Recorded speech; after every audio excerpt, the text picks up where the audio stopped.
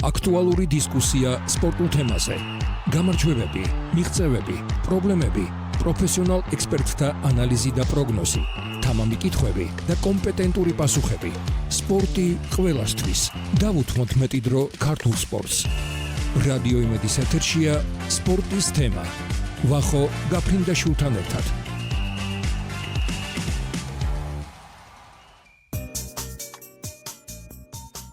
შუადღე მშვიდობის მოგესალმებით სპორტის თემის დროა პარასკევია დღეს ვისაუბრებთ ქართული საკლუბო ფეხბურთის შესახებ გადაცემის მთავარი სტუმარი არის დავით კერესელიძე ქუთაისის ტორპედოს სამეთვალყურეო საბჭოს თავმჯდომარე ქუთაისის ტორპედოსი რომელიც ბოლო წლების განმავლობაში საკმაოდ საინტერესო გუნდია ჩამოყალიბდა ეს მენეჯმენტი გამოირჩევა იმით რომ ბევრი ცვლილება განახორციელა თან თლათ არა ქუთაისური ცვლილებებით თუნდაც ფორმის შეცვლა და იქ ფიროსმანის ნახატების წარმოჩენა ბევრ იმერელს არ მოეწონა სხვათა შორის მაგრამ საინტერესოა საკუთარი ხედვით ეს გუნდი სპეციალისტებით რომლებიც მათ ჩამოიყვანეს საქართველოში ასე რომ საკმაოდ საინტერესო საუბარი გვალოდება მადლობა პირველ რიგში რომ გვეწვიეთ მოგესალმებით მაისურთან დაკავშირებით პირდაპირ გეტყვით რომ მე გულწრფელად აღფრთოვანებული ვარ და მომწონს მოგესალმებით მივესალმებით ჩვენს მსმენელს მადლობა მოწვევისთვის და მადლობა ამ პირდაპირ კითხვისთვის ბუნებრივია როცა დავიწყეთ პირველი ნაბიჯების გადადგმა ტორპედოსთან მიმართებით ჩვენ გვინდოდა ამით კონკრეტული ამბიცია დაგვენახებინა ყველასთვის რომ ქუთაისის ტორპედო არის არა მხოლოდ ქუთაისის იმერეთის საყვარელი გუნდი არამედ უნდა გახდეს სრულიად საქართველოს თუ ყველაზე არა ერთ-ერთი საყვარელი გუნდი და როდესაც ამბიცია გვაქვს რომ ადრე თუ გვიან ჩვენ ევროპულ ასპარეზას უნდა გავხდეთ წარმატებული გვინდოდა გაგვეტანა ერთ-ერთი ყველაზე დამახასიათებელი ქართული კულტურის გამომხატველი ფიროსმანის სახელი გაგვეხსენებინა მათთვის ვისაც ახსოვდა ევროპაში ვინ იყო ფიროსმანი იმიტომ რომ ასეთი ფიგურა რეალურად საქართველოს უყავდა გვინდა რომ სხვებმაც იცოდნენ შესაბამისად თან ერთგვარი გამაერთიანებელიც იყო შეგნებულად მოხდა ეს რომ თუკი ტორპედო უნდა გახდეს საქართველოს საყვარელი გუნდი ჯერა რომ ფიროსმანი არის საქართველოს საყვარელი პრიმიტივისტი მხატვარი რომელმაც თავისი სტილით გონია ძალიან ბევრი ადამიანი გააკვირვა თუ არა მისი თანამედროვე ყოველ შემთხვევაში იმის შემდეგ არაერთი ადამიანის გულში დაიდო ბინა.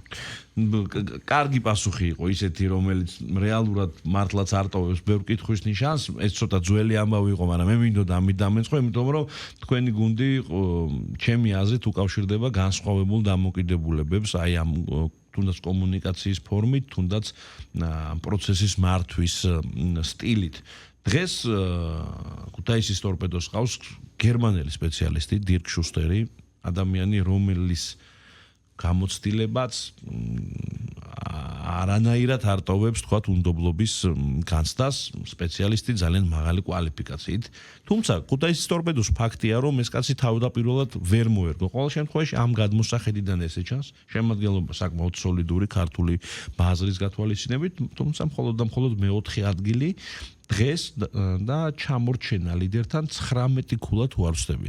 მიუხედავად ყველაფრისა თქვენ სიმშვიდეს ინარჩუნებთ, აგრძელებთ მუშაობას.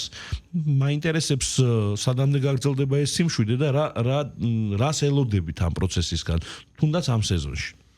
ჩვენთვის ფეხბურთში მისვლა არ იყო მოკლევადიანი პროექტი. თავიდანვე ვიტყვი რომ უნივერსიტეტისთვის ეს იყო საზოგადოებრივი ჩართულობის ერთ-ერთი ძალიან მნიშვნელოვანი ასპექტი.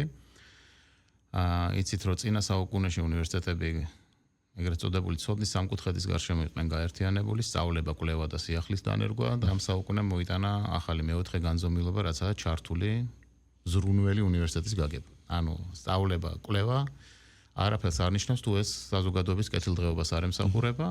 ჩვენ ფეხბურთში დავინახეთ სფერო, რომელიც რეალურად გავლენას ახდენს საზოგადოების კეთილდღეობაზე, განწყობაზე, ადამიანებს როცა გუნდი წარმატებულია უხარიათ სტადიონზე მისვლა. შემდეგ ეს გადამდებია, როცა ტორპედო იგებს, ოჯახში სხვა გულით მიდის მაყურებელი, იქაც სხვა გულით ხვდება დამხვედრი და ეს გავლენას ახდენს მეორე სამუშაო დღეზეც და არა მხოლოდ რამდენიმე დღეზე, მოდი ესე ვთქვათ. ამიტომ მიზანი არის გრძელვადიანი, ჩვენი ამბიცია ცდება საქართველოს ჩემპიონატში წარმატებას. შესაბამისად, ამიტომ უყურებთ შვიდად იმას, რომ უკვე მე-4 წელია იმედი გვაქვს, რომ უკეთეს შედეგი გვექნება, მაგრამ სულ რაღაცა მცირედი გვაკლდება. შარშან იცით, რომ ვიჩეს ჩემპიონები ვიყავით, წინა წელს მესამე ადგილი, 3 წელია ჩვენ ვართ ევროტურნირებზე ზედიზედ, რაც უკვე გადაგვეკიდა ომონია. ხო, ეხლა წილისყრაზე არ ვისაუბრებ, უბრალოდ ჩვენ ვცდილობთ, რომ გავაკეთოთ ისეთი გუნდი, რომელიც იქნება ევროპულ ასპარეზზე წარმატებული.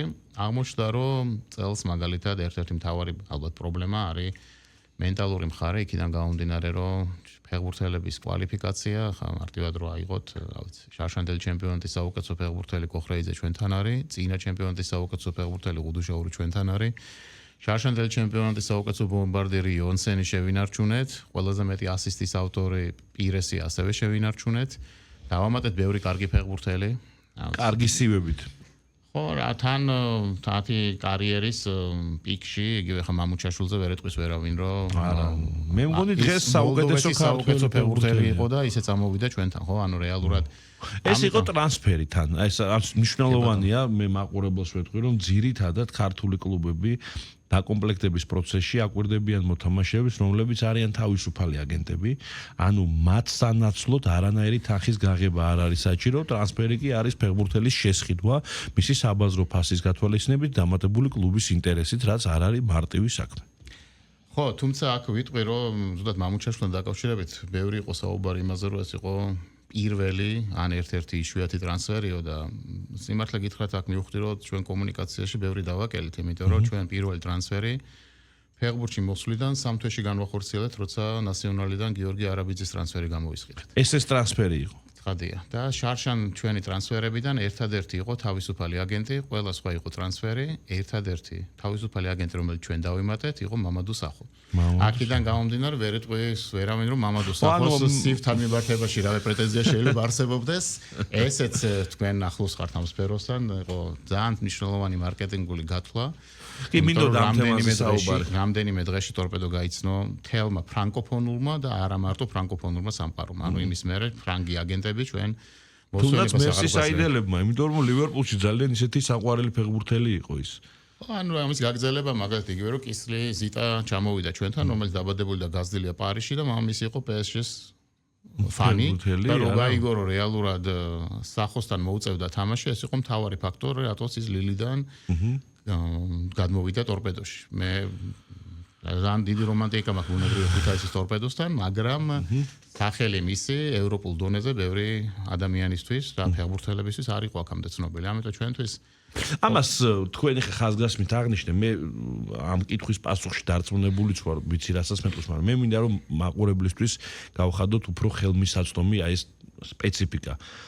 იმიტომ რომ არ არის მარტივი ლეგიონერის საქართველოში შემოყვანა. მე მაყურებელს და მსმენელს მეცაც ვეთქვი, განსაკუთრებით რთულია ქართველი ფეხბურთელების საქართველოში დაბრუნება, უბრალოდ სურვილი არ აქვს, კი ბევრს ლაპარაკობენ იმის შესახებ, რომ მე ბევრი ვიცი, ხელფასსაც თავაზობდნენ, იმაზე უკეთეს, ვიდრე თქვათ, ქონდა საშუალოზე დაბალი დონის ჩემპიონატი, უბრალოდ აქეთ დაბრუნება არ უნდოდა.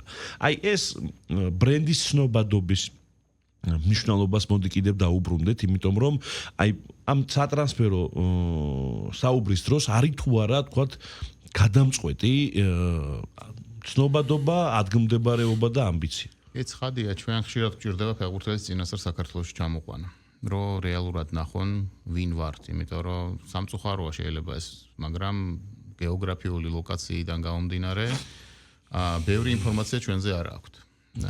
თუნდაც ბევრისთვის ჩვენ ევროპული საფეხბურთო ოჯახის ნაწილად ბოლომდე არ მოვიაზრებოდით. ეს პასუხობს ასევე თქვენ ახსენეთ, რომ რაღაც გარკვეული ცვლილებები სამწუხარო თიმთან დაკავშირებით ჩვენ განვახორციელეთ. აქ ძალიან ლოგიკური ახსნა, ანუ როცა ვნახეთ ძირითადი პრობლემები, ერთ-ერთი პრობლემა რაც იყო მწვრთნელების თემა. ფეხბურთელს ყოველთვის აინტერესებს რა ფორმაციით ითამაშებს გუნდი, რა ადგილი იქნება მისი კონკრეტულად, ვინ არის მწვრთნელი და შესაბამისად რა როლს უძებნით მას გუნდში. ბუნებრივი აინტერესებს საწვრთნელი პირობები. სად იცხოვრებს, სად ივარჯიშებს, ბალახი როგორია? ხო, იმიტომ რომ გარემოს ძალიან დიდი მნიშვნელობა აქვს. აქედან გამომდინარე, ბოლო წლებში ბევრი ფაქტორი დაემთხვა, რომელიც ჩვენ სასარგებლოდ მოქმედებს. პირველი, ეს არის რა თქმა უნდა ის, რომ ქართულმა, ამ შემთხვევაში საქართველოს ნაკრებმა წარმატებით იასპარეზა და ცნობადობა ჩვენი მნიშვნელოვნად გაზარდა. მეორე ინფრასტრუქტურა განვითარდა, ხო? იგივე ხა შენგელი არენას არაფერი არ დაეწუნება.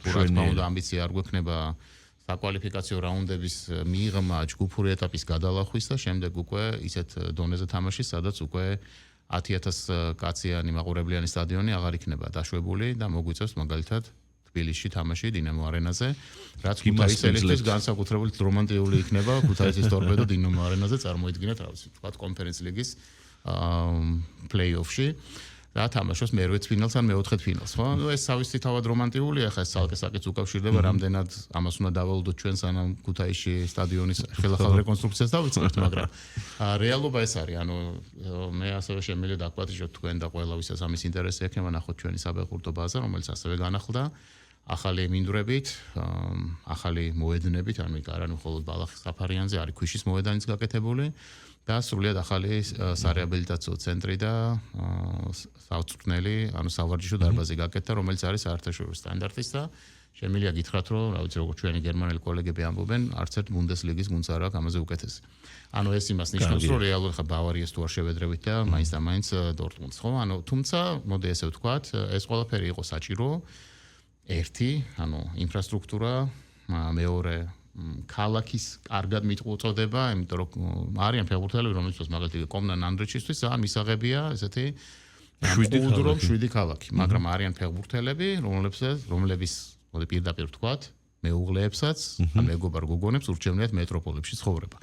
და შესაბამისად ფეხბურთელი პარიზიდან ან ლონდონიდან გადმოდის ძალიან ძნელია და არწმუნო რომ აღმოსავლეთის პარიზია მაგალითად ხო არა ბეირუთი არამედ ქუთაისი მოდი ესე ვთქვათ ამიტომ მან ცოტა გვიჭრს თუმცა ამის დაბალანსება გვჭირდება და ერთ-ერთი დაბალანსება მოხდა სწორედ მწვრთნელის ფაქტორით იმიტომ რომ ერთია როცა მწვრთნელის შესახებ ბევრი არაფერი არ იცის ფეხბურთელმა და მეორეა როცა ნახულობს მაგალითად და იგივე სტილკინის მაგალითი რო ავიღოთ თუნდაც პრემიერ ლიგური გამოცდილებით არის მწვრთნელი და შესაბამისად ეს იყო ალბათ გარდამტეხი, როცა კინი ჩამოვიდა, მას ჩამოყვნენ უკვე გვალცილებით უფრო მაღალი დონის ფეხბურთელები. ყველაფრის მოძებნა შეიძლება საძიებო სისტემით, ასე რომ ეს თქვა დღეს განხორციელებული ესეთი ნაბიჯები, ჩემი აზრით 5 და 10 წლის მერეც იმუშავებს ჩვეულებრივად და ამ თვალსაზრისით მე გეთანხმებით პირადად ჩემი დამოკიდებულება არის, რომ ეს ყველაფერი არის სწორი. თუმცა თქვენ თვლით თუ არა, რომ სახოს ქუთაისში ჩამოსვლამ ცალსახად გაამართლა თუ დააბალანსა, თქვათ, მისი სპორტული შესაძლებლობები და მისი პიარის მიმართულებით, თქვათ, სარგებლის მიღება. აი, თქვენ როგორ უყურებთ, იმიტომ რომ მე რამდენიმე თამაში ვნახე, მას გამოცდილება გულწრფელად ეთყობოდა, მაგრამ იგივე ტონუსი ნაკლებად. და ამ ხალხს შორის ბევრი განაწყენდა კიდევაც, მაგრამ მე მგონია, რომ მაინც თავის შედეგი გამოიღო. ხო, მოდით ამას ასე შევხედოთ, რა თქმა უნდა, ჩვენს და მასაც ჰქონდა იმედი, რომ ფიზიკურ კონდიციებს გაუმჯობესებდა მნიშვნელოვნად. მან გაუმჯობესა ფიზიკური კონდიციები, იმიტომ რომ თამაში შეძლო. თუმცა იმ დონეზე ვერ, რაც მასაც და ჩვენ გვინდოდა. ანუ ჩვენ ჰქონდა ვარაუდი, რომ მისი კონდიციები იქნებოდა იმის შესაბამისი, რა მოთხოვნებიც იქნებოდა, მოდი ესე ვთქვათ, საქართველოს ჩემპიონატში მინიმუმ. ნახეთ კიდე ჩვენ ზუსტად მას დებიუტი ჰქონდა ომონიას წინააღმდეგ თამაში და შესაბამისად აქაც იყო აღქმა რომ მწვრთნელის ფიქრობდა ამ შემთხვევაში რომ კარგი იყო რომ მას პირველი თამაში ეთამაშა სავსე სტადიონზე როდესაც მაგალითად ომონიაში აბსოლუტურად განსხვავებული გარემო იყო და 20,000-იანი სტადიონი სავსე იყო ხო რომ იგივე მენტალურად ის უფრო ადვილად შეგვებოდა გუნდს ცოტა მეტი დრო დაჭირდა მას ადაპტაციისთვის მაგ კუთხით და შემდეგ როგორ იყო ის ჩვენ შეგვეძლო კიდე ერთი წელი გავაგზელებინა მასთან კონტრაქტი არც ახლა მითოლოგიურ ციფრებს არ უხდიდით მოდი ესე ვთქვათ ახლა არ ხომ ესენი გავრცელებული ინფორმაცია და ფიქრობენ რომ რაღაც ასწავლიან ასწავლება კი ნაღამ ჩვენც დავიწყეთ ვარჯიში ხო ანუ რეალურად სამწუხაროდ თქვენ და სახოს შორის არის დიდი სხვაობა მარკეტინგულად გაკეთված კუთხით ფეხბურთის თამაშით და ამიტომ ცოტა ძნელი მიღწევადი იქნებოდა მაგრამ რეალურად მაგიტომ ამბობ ანუ მოლოდინი მეტი გქონდა სპორტული მხარის კუთხით და მარკეტინგულადაც როგორ არის იცით რომ ჩვენ ცოტა განვითარების სხვა ეტაპზე რო ყოფილიყავთ კიდევ უკეთ გამოვიყენებთ უბრალოდ არ არის საქართველოში ჯერჯერობით ის გარემო რომ ესეთი ტიპის ფეხბურთელი მარკეტინგულად კიდევ უფრო მეტად გამოიყენოდა თვითონ ის ფაქტი რომ ის PSG-ს ლივერპულის ხო და შესაბამისად ასეთი სულ 4 გუნდში ქონდა მანამდე ნათამაშები, ხო? ანუ წარმოიდგინე კრისტალ პალასი და მარსელი, ანუ რო შეხედო ხა რომელიც რა დაეწუნება, ჩვენგან არაფერი. ტორპედოზე ბევრად ნაკლები არც ერთი არ არის. ესე ვთქვათ და შესაბამისად ყოველ შემთხვევაში იმის თქმა და რომ საფრანგეთის ნაკრები. ხო. მით უმეტეს. შეიძლება ამითი ვიამაყოთ, მოდი ესე ვთქვათ და საინტერესო ნაბიჯი იყო, ამიტომ მე არ ვნანობ ამას არც ერთ შემთხვევაში. იგივე პერიოდში ჩვენთან ჩამოსვლა კიდე ერთ ფეხბურთელს უნდა და იგივე ნანის ჰქონდა დიდი სურვილი და დიდხანს მიდიოდა მოლაპარაკება მათი მხრიდან, უბრალოდ რა ვიცი, ახლა როცა 37 წლის შემტევზეა საუბარი, ვინგერზე ამ შემთხვევაში შეიძლება არ იყოს მომგებიანი, იქიდან გამომდინარე ისიც უკვე აღარ იყო ინფორმაში და მარკეტინგისთვის ერთი ესეთ ფეხბურთელი ჩავთვალეთ, რომ საკმარისი იყო. ამან მოიტანა, როგორც გითხარით, უკვე ვთქვათ იგივე, რომ ზიტასნაირი ფეხბურთელი დღეს გუნდშია და ჩვენი იმედი გვაქვს, რომ ის მომავალ წელს გუნდის ერთ-ერთი ლიდერიც გახდება. რა შეეხება დანარჩენ ტრანსფერებს, ხო გეუბნებით, ანუ აი იგივე თუნდაც დირკ შუსტერის მოსვლამ მინიმუმ კითხვები მოხსნა იმასთან დაკავშირებით, რამდენად სერიოზულად უყურებთ ამ პროცესს. სერიოზულ გუნდთან ექნება საქმე ნებისმიერ ფეხბურთელს, რომელიც აქ ჩამოდის. იცით რა, სხვათა შორის გიორგი ჭიაბლიშვილი იყო ძალიან კრიტიკული სხვადასხვა მედიაში, თქვათ და ბევრი საინტერესო რამ თქვა, მე უბრალოდ მინდა კითხოთ შემდეგი რამ. გიო ამბობდა, რომ მარტო მწვრთნელებს ადანაშაულებენ საქართველოში, ეხლა ეს თქვენ არ გეხებათ, იმიტომ რომ თქვენ სხვანაირად მუშაობთ და ეს ფაქტია და ბოლო წლებმა აჩვენა, მაგრამ აი თქვენი გადმოსახედიდან დღეს ქართული ფეხბურთი, საკლუბო ფეხბურთის გულისხმობ, მთავარი გამოწვევა რა არის, მთავარი პრობლემა რა არის. თუნდაც მატერიალური მხარე ხშირად ასახელებენ ხოლმე, მაგრამ აი ეს მატერიალური მხარე არ არის თქვათ გრანდიოზული, მაგრამ არის სტაბილური ბოლო წლების განმავლობაში და მაინც გონია რომ რაღაც შედეგებამდე მისვლა შეიძლება. ანუ იმ დონემდე მაინც არ უნდა ვიყოთ, როცა ევროპაში მხოლოდ 3 ჩემპიონატს უსწრებთ რეიტინგით. ყოველ შემთხვევაში ჩემი დამოკიდებულება არის ასეთი. თქვენ როგორ უყურებთ ამ პროცესს? მე მგონი ძალიან დროებითი მომენტია ეს ბოლოდან მესამე ადგილი, ასე ვთქვათ, საკლუბო რეიტინგში. თუმცა ოპტიმიზმის საფუძველი რა გვაძლევს, ხო? ანუ რეალურად მწვრთნელებისაც შევეხები ამდენიმე წუთში უბრალოდ ერთიან სურათი რო დავინახოთ, ხო? ანუ ჩემპიონატს სჭირდება დონის ამაღლება.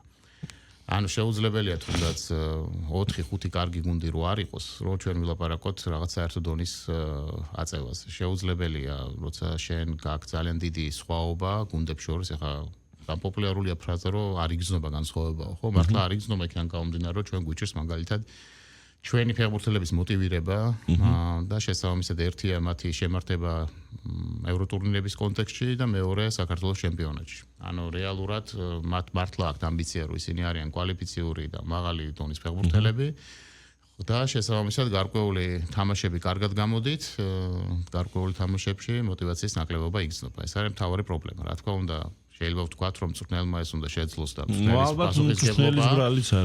თუმცა მე ძალიან შორს ვარ იქიდან რომ თქვა, რომ ყველაფერი ერთ ან ორ ან ხუთ ადამიანზეა დამოკიდებული, ანუ აქ არის ერთიანი გუნდის კონტექსტი, შესაკრავი. ჩვენ დავინახეთ ბევრ გოლში პრობლემები და შესაბამისად ამიტომაც ერთობლივად ვცდილობთ განავითაროთ ეს, ანუ სამწვრთნელო გუნდი არის, არ ვიცი, პროცენტულად 30 თუ 40% წარმატების ეს ახლა ძალიან ზედაპირული შეფასება იქნება, მაგრამ არის მნიშვნელოვანი, მაგრამ არა გადამწყვეტი, მოდი ესე ვთქვათ. არანაკლებ მნიშვნელოვანია ის გარემო, რომელიც გუნდის გარშემო ან გუნდშია. შესაბამისად, გასახდელში უნდა გქონდეს დისციპლინაც, უნდა გქონდეს ერთიანობა და ამას ხელს უწყობს ნებისმიერი ფაქტორი. დაწყებული გულშემატკივრით, დამთავრებული თვითონ კლუბის ადმინისტრაციით, ძალიან მარტივად დამხმარე პერსონალით. ამიტომ ჩვენ შევეცადეთ ყველა ამ გულში ცვლილებები გქონოდა, ანუ განვაახლეთ, რა ვიცი, საწვრთნელ ბაზაზე იგივე კვების სისტემა ავაწყეთ, რომელიც მოწესრიგდა და სპეციალური დაკვირვების ქვეშ მზადდება ახლა საკვები და ვცდილობთ, რომ ამ მიმართულებითაც გავაუმჯობესოთ მდგომარეობა, სამედიცინო მიმართულება გავაუმჯობესეთ, საწვრთნელი და ყველა რგოლში ვცდილობთ, რომ გყავდეს განსაკუთრებული პროფესიონალები. შესაბამისად, პროფესიონალების გუნდის შეკრა ერთიანობაში მოგცემს შედეგს. კი ბატონო, თქვენ ახსენეთ იგივე სტივ კენი და დირკ შუსტერი, ადამიანები, რომლებსაც აქვთ უმაღლეს დონეზე ნამუშევარი, ზოგს უფრო მეტი, ზოგს უფრო ნაკლები, ზოგს სხვა პოზიციაზე უფრო მეტად, ვიდრე ვთქვათ, მთავარი მწვრთნელია, თუნდაც პრემიერ ლიგის და ბუნდესლიგის გამოცდილება ნამდვილად არის თქვა წუნდასადები პირიქით ეს არის ყველაზე მაღალი ეშელონი სადაც შეიძლება საკუთარი თავი გამოსცადო. მე დარწმუნებული ვარ რომ მათ ადაპტირებისთვის დაჭირდებოდათ გარკვეული დრო. ფაქტია გუნდის შედეგებზეც აისახება, კი მათ საკმაოდ მძიმედ დაიწყო, მერე ქონდა რაღაც გარკვეული პროგრესი. ჩვენ შიდა სამზარეულო გვაინტერესებს, აი ყველაზე მეტად თქვა თქვენ რა შეგიმჩნევიათ, რასთან შეგუება უჭირთ, ან თავარი პრობლემები თქვა რა ქონდათ მათ, როდესაც დაიწყეს უშუალოდ მუშაობა. აი ნახეთ კინთან ჩვენ ურთიერთობა ჯერ არ დაგვიმთავრებს, ეს ხა სპორტული დირექტორია გუნდის და წლის ბოლომდე ამ პოზიციაზე იქნება. შესაბამისად ყველა სჭირდება დრო, მოდი ვთქვათ პირდაპირ. შესაბამისად იგივე რასაც ახლა თქვენ ამბობთ ჭიაბრიშვილის გულის ტკივილის ქართულ მწვრთნელთან მიმართებაში, ხო ნაცნობრივ სამართლიანია, ანუ საქართველოში იშვიათად ეძლევათ მწვრთნელებს დრო, თუ ახლა გეგმით სამართლიანი მგონია დინამოში, სადაც მას ჰქონდა თუ არ ვცდები 4 წლიანი ძალიან სტაბილური პერიოდი და გუნდის შედეგებზეც ეს აისახებოდა. ეს აბსოლუტურად ბუნებრივია. სწორედ ამითი არის ნაკარნახევი იგივე ჩვენს სტივ კინთან ხანგრძლივი პროექტი გქონდა. უბრალოდ გარკვეული გარემოებიდან გამომდინარე, იცით რომ პირველ წელს მან საკმაოდ დიდი 14 ქულიანი ჩამორჩენა აღმოფხვრა მესამე ადგილთან და შესაბამისად ეს წარმატება ჩაითვალა. ხოლო შარშან 5 ქულიანი უპირატესობა იბერიასთან ბოლო წრეში დაკარგა და ჩემპიონობა რადგან ვერ შეინარჩუნა, ვერ მოახერხა ჩემპიონობა. ეს გარკვეული წრეხის განმავლობაში არანაირი წინაპირობა არ იყო მაგ 5 ქულასთან დაკავშირებით, რომ დადგებოდა საფრთხე. არანაირი არ იყო, ხო, ბუნებრივია, უბრალოდ ფაქტორები დაემთხვა, ჩვენ, რა ვიცი, 3 წრეში მე მგონი 3 თამაში წავაგეთ და ბოლო წრეში 4, ხო, და ანუ აი ბოლო წრეში უბრალოდ ეს ფსიქოლოგიური მომენტი რომ ირწმუნეს უკვე რომ ჩემპიონები იყვნენ და ცალი ფეხით შეიძლებდნენ იმის მიღწევას, ახლა საქართველოში ხა იბერია რა კონკურენტუნარიანი გუნდი უნდა ყოფილიყო ჩვენი ფეხბურთელების გადმოსახედიდან, ხო, მაგრამ შევცდით, იმიტომ რომ აღმოჩნდა რომ მათ ყავდათ ძალიან საინტერესო მწვრთნელი, რომელმაც მოგებების სერია შემოგთავაზა 16 თუ 39. ხო, ის წაუგებელი სერია ქონდა, თუმცა იმ პერიოდში ბოლო წრეში ფაქტიურად ძალიან კარგად გააჩაატარა გუნდმა და აღმოჩნდა რომ ჩვენ დამსახურებულად დავუკარგეთ პირველი ადგილი, მოდი ასე ვთქვათ. კი ბატონო. იმ პერიოდში გულწრფელად რო გითხრათ, ხუმრობდით ჩვენ რომ, იმიტომ რომ ალბათ ესე იყო საჭირო, ხა ჩვენ რო ჩემპიონები გამختارიყავით, ამბიცია გაგვიჩნდებოდა რომ ჩემპიონთა ლიგის გუნდი მოგვემზადებინა თქო და ჯერ ცოტა ადრია თქო ქუთაისისთვის ეს, ამიტომ კონცენტრაცია გავაკეთოთ სხვა რამეზე თქო, მაგრამ ეს სხვა რამე კიდევ ერთხელ გაგვაკვირვა, ანუ ბევრად მეც ვეულდით ამ სეზონისგან, ამას არ დაგიმალავთ, თუმცა ნუ ობიექტურად იცით რომ დირკ შუსტერის ჩამოყვანა საკმაოდ რთული იყო, ანუ თვენახევარი ვარწმუნებდით მას იმაში, რომ იგივე ომონიასთან გვიხდებოდა კონკურენცია, ომონია წაყვანა და შესაბამისად ჩვენ დავარწმუნეთ ის, რომ ჩვენ მეტი პერსპექტივა გქონდა. წარმოიდგინეთ, ხა ომონია ფაქტობრივად თითქმის მეოთხე ფინალში გავიდა შარშან კონფერენციის ლიგის, პაჰოსთან წააგო თავის ქვეყნის ჩემპიონთან, თორე არ ვიცი რა შედეგებზე გავიდოდა საბოლოო ჯამში. მანდა ცოტა უსამართლო იყო ორი პატარა ქვეყნის ორი გუნდი მაინც და მაინც ერთმანეთს შეხვდა. ხო, ერთი ეგ ფაქტია, ხო, მაგის გეუბნებით, ანუ ფაქტია, ხა ჩვენ ეხა წელს რო ჩვენ გამოგვეგდო ომონია, წარმოიდგინეთ მეოთხე ფინალის პრეტენზია გაჩნდებოდა კონფერენციის ლიგის უკვე წელს, ხო, თუ მომავალ წელს, მაგრამ ნუ არ ვიცი, ალბათ ეს მოვა ყველაფერს თავისი დრო აქვს.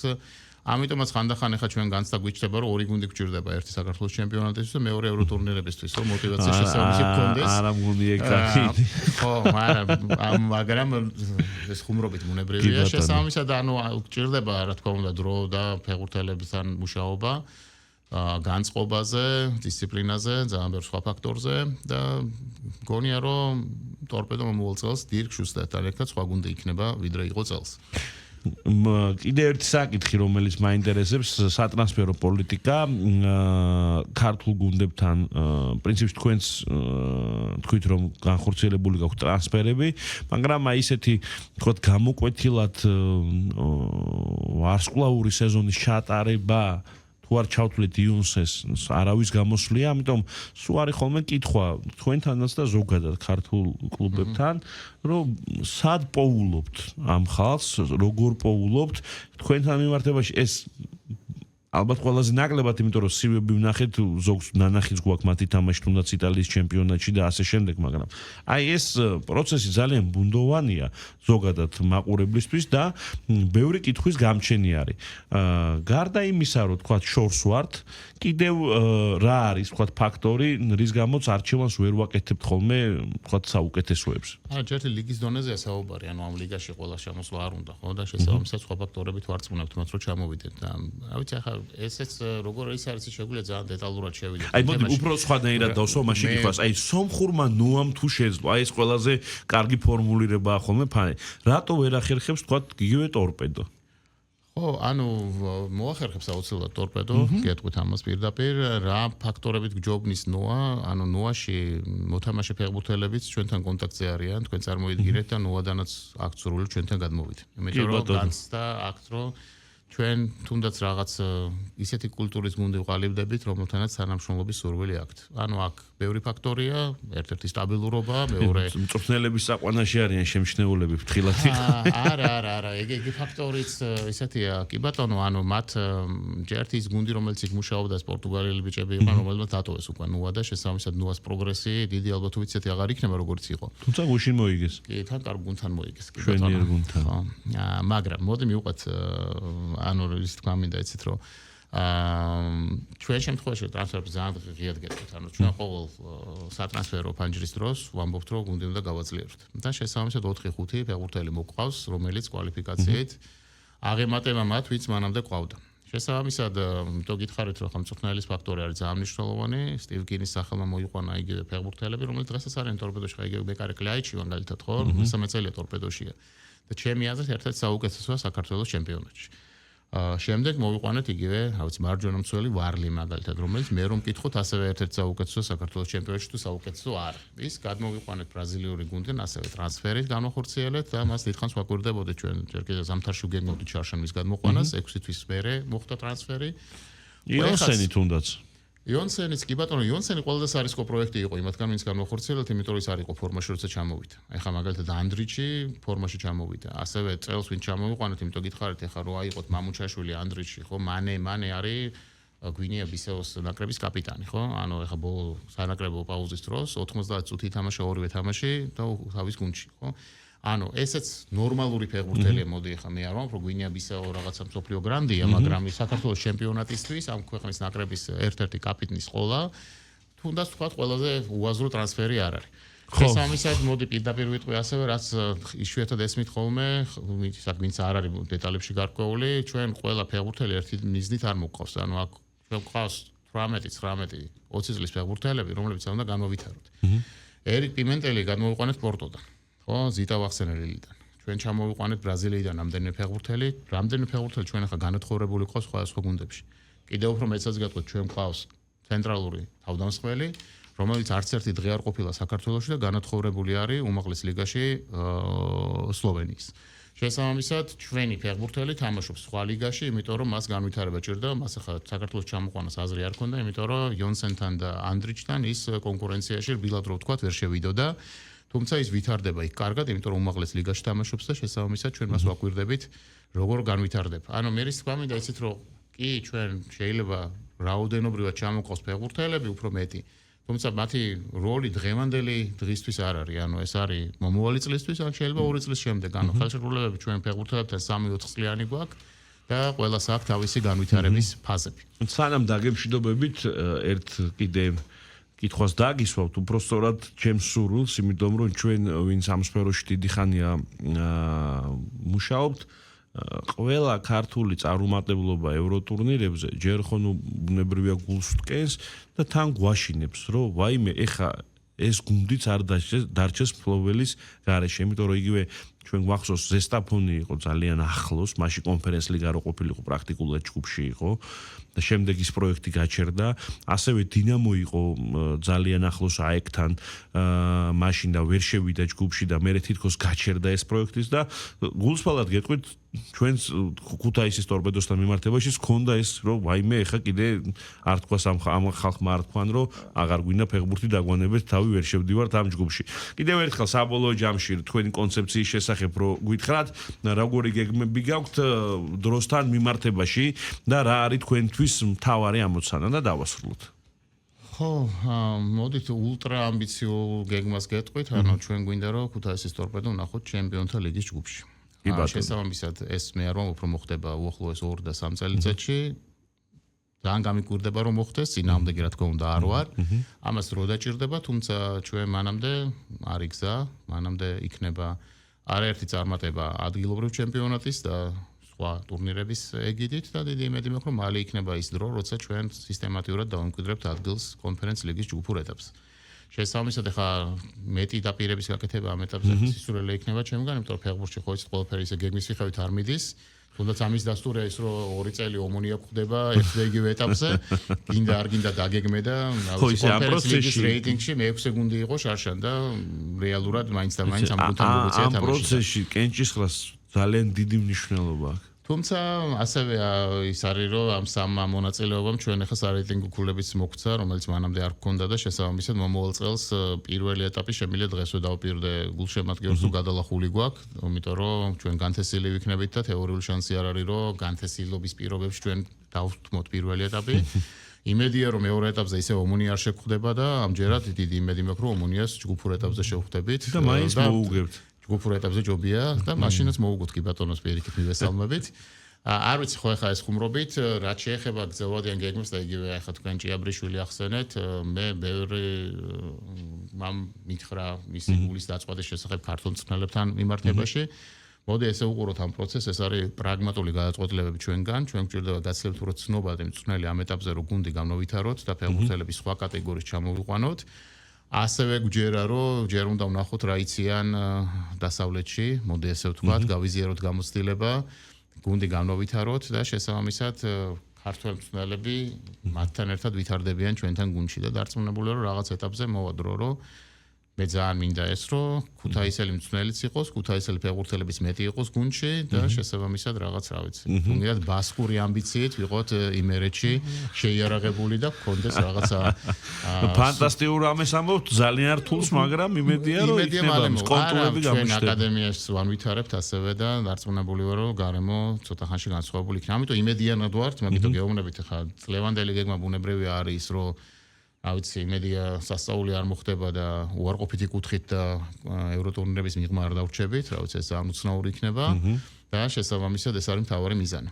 შესაბამისად და 10 თამაში, მიზანი არის ყველა თამაში ვეცადოთ რომ დავიმარჯვოთ და გულშემატკივარს დავპირდი მე რომ ვეცდებით რომ თამაშის ხარისხი იყოს ისეთი რომ ადამიანებს ამ თამაშის ყურება სიამოვნებთ.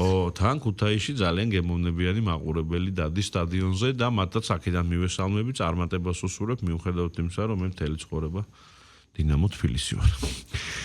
მადლობა სტუმრობისთვის. ისურვებთ რომ მალე უგულშემატკივროთ ქუთაისის ტორპედოს დინამო არენაზე მე-4 ფინალში კონფერენც ლიგის. ორი აზრი არ არის საქართველოს შორის, ყველა ქართული გუნდის გულშემატკივრები ვართ, როდესაც საუბარი არის ევრო თასებზე. ხო, თან ისე ვიზამთ რომ დინამო იმ დღეს გასვლით თამაში ითამაშებს და შესაბამისად არ გვექნება პრობლემა. მერტმა გისმინეთ, დიდი მადლობა, წარმატებები ქუთაისის ტორპედოს